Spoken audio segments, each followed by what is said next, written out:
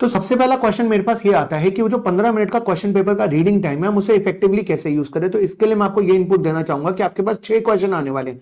आप सबसे पहले हर क्वेश्चन के अंदर 2 मिनट इन्वेस्ट करिए, यानी कि टोटल हो गए 12 मिनट। अब उन 2 मिनट के अंदर आपको जो सबसे जरूरी पढ़ना है ना, वो अंडरलाइन करना है आपको, ये कि क्वेश्चन की रिक्वायरमेंट क्या है, क्वेश्चन हमसे क्या पूछना चाहता है। कई बार हम क्वेश्चन जो पूछना चाहता है वही गलत लिखाते हैं, यानी क्वेश्चन हमसे यस नो पूछ रहा है, हमसे ट्रू फॉल्स पूछ रहा है, प्रोविजन पूछ रहा है, अकाउंटिंग ट्रीटमेंट पूछ रहा है, रिसीट्स एंड पेमेंट अकाउंट बनाने के लिए बोल रहा है। क्वेश्चन क्या चाहता है हमसे, ये जानना बहुत जरूरी है, क्योंकि उसी के बेस पर हम ये देखेंगे कि हमें वो क्वेश्चन किस तरीके से अटेम्प्ट करना है। अब ये तो हो गए आपके 12 मिनट, बाकी बचे हुए 3 मिनट। वो 3 मिनट आपको कैसे यूज करने हैं, वो जो 3 मिनट है ना, उसके अंदर आप वो वाला क्वेश्चन रीड करने वाले हैं जो आप पेपर में सबसे पहले अटेम्प्ट करेंगे, यानी कि जो भी क्वेश्चन सबसे पहले अटेम्प्ट करना है, आखिरी के 3 मिनट हम उसमें उसको रीड करने में यूज करने वाले हैं। दूसरा सवाल जो मेरे पास आता है वो ये आता है कि क्वेश्चन पेपर में सबसे पहले कौन सा क्वेश्चन अटेम्प्ट करें। It's a very important question, ध्यान से सुनिएगा इसका आंसर। यहां पर आपको सबसे पहले ये सिलेक्ट करना है कि पूरे पेपर में ऐसा कौन सा क्वेश्चन है जिसको मैंने प्रैक्टिस के दौरान बहुत अच्छे से किया था और फर्स्ट टाइम में मेरा आंसर आ भी गया था। आपको दिखेंगे ऐसे कुछ क्वेश्चन, उस केस में आपने सबसे पहले उस क्वेश्चन को पढ़ना है और आपने क्या करना है, जो 15 मिनट का रीडिंग टाइम है उसमें मैंने आपको बताया 12 मिनट में आप पहले 6 क्वेश्चन पढ़ लेंगे और उसके बाद बचे हुए जो 3 मिनट है आप इस क्वेश्चन में इन्वेस्ट करेंगे, यानी कि इस क्वेश्चन का पूरा फ्रेमवर्क अपने माइंड में बना लेंगे कि इसकी ये एडजस्टमेंट का ये इफेक्ट होगा, इसका ये इफेक्ट होगा, इसका ये इफेक्ट होगा, ताकि जैसे ही आपका राइटिंग टाइम स्टार्ट हो आप एकदम से स्टार्ट हो जाओ और अपना क्वेश्चन स्टार्ट कर दें। तो सबसे पहले आपको वो क्वेश्चन अटेम्प्ट करना है जो आप श्योर हो कि उसका आंसर आपका सही ही आएगा।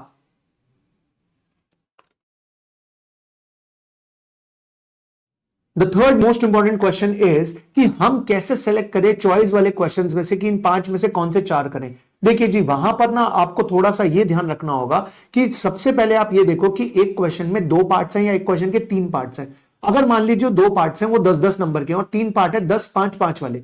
अब आपको 10-10 वाले में से एक नहीं आता 10 वाला और 10-5-5 वाले में से भी आपको एक नहीं आता 5 वाला, तो इन दैट केस आपको ये 15 का आता है और ये 10 का आता है। इन दैट केस आपको 15 वाला अटेम्प्ट करना चाहिए। मेरे कहने का मतलब ये है कि पहले तो आप ये सिलेक्ट कर लीजिए कि मुझे ये क्वेश्चंस आते हैं। अब जिन 2 क्वेश्चंस में आपको डाउट हो रहा है कि इन दोनों में से कौन सा सिलेक्ट करूं, तो उस केस में आप ये देखो कि इसमें से आप कितने श्योर हो और इसमें से आप कितने श्योर हो। जिसमें आप ज्यादा श्योर होगे ना, आपको वो क्वेश्चन अटेम्प्ट करना चाहिए। मान लीजिए दोनों में इक्विवेलेंट है, यानी कि इसमें भी 10 का आता है इसमें भी 10 का आता है, इन दैट केस क्या करें, तो दूसरे वाला क्वेश्चन आप ये देखो कि किसको आप अच्छे से अटेम्प्ट कर पाओगे। सही तो हो जाए तो अच्छी बात है, पर किसको बेटर अटेम्प्ट कर पाओगे, आपको वो क्वेश्चन सिलेक्ट कर लेना चाहिए।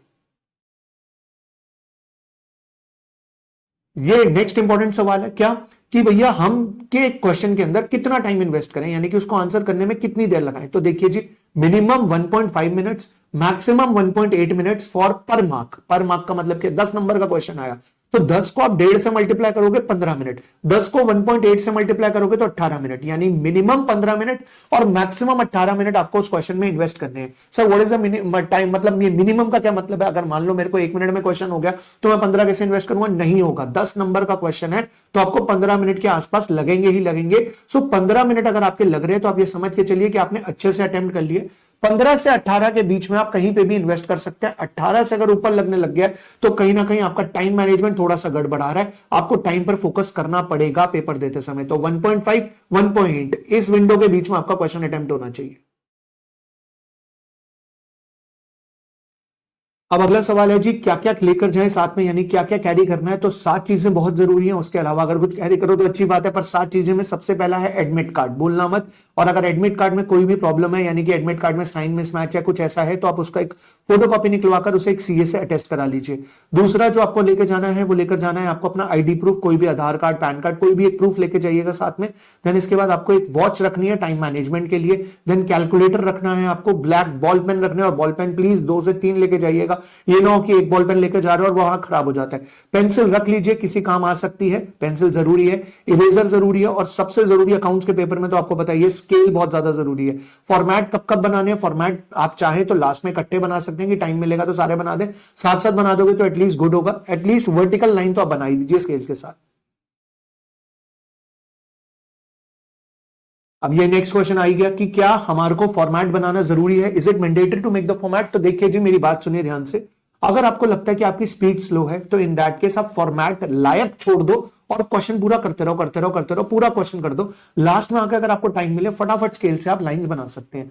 लेकिन ये तब अगर आपको लगता है आपकी स्पीड स्लो है, बट मुझे ऐसा लगता है अगर आपकी स्पीड नॉर्मल है तो आपको एटलीस्ट वर्टिकल लाइंस जो है स्केल से वो साथ साथ बनाते हुए चलते रहना चाहिए, और लास्ट में अगर टाइम मिले तो हॉरिजॉन्टल लाइंस भी आपको बना देनी चाहिए। हर एंट्री के बाद जो हमने लाइंस बनाई है वो बनानी चाहिए, लेकिन प्रॉपर प्रेजेंटेशन होना बहुत जरूरी है। यानी कि आप लाइंस नहीं बना रहे फिर भी आप ऊपर date, particulars, debit, credit and all सब लिखेंगे, इन रुपीज ऊपर लिखना बहुत जरूरी है। इन बातों का आपको खास ध्यान देना पड़ेगा।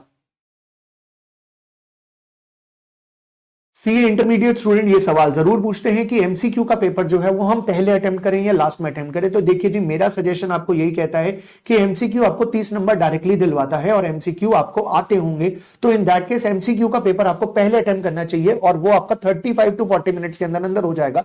उसके बाद आपके पास पूरा जो टाइम मिलेगा वो पूरा का पूरा टाइम आपको डिस्क्रिप्टिव पेपर के मिलेगा, और आपके माइंड से जो टेंशन होगी वो निकल चुकी होगी कि मैं 30 नंबर का पेपर ऑलरेडी अटेम्प्ट कर चुका हूं, तो वो 70 नंबर का पेपर में आप अपना बेस्ट दे पाएंगे। अगर आप अपने एमसीक्यूज को बाद के लिए रखेंगे तो कहीं ना कहीं आपके माइंड में बैक ऑफ द माइंड चल रहा होगा कि यार अभी 30 नंबर के एमसीक्यू बचे, 30 नंबर के एमसीक्यू बचे, इसे निपटाऊं जल्दी से।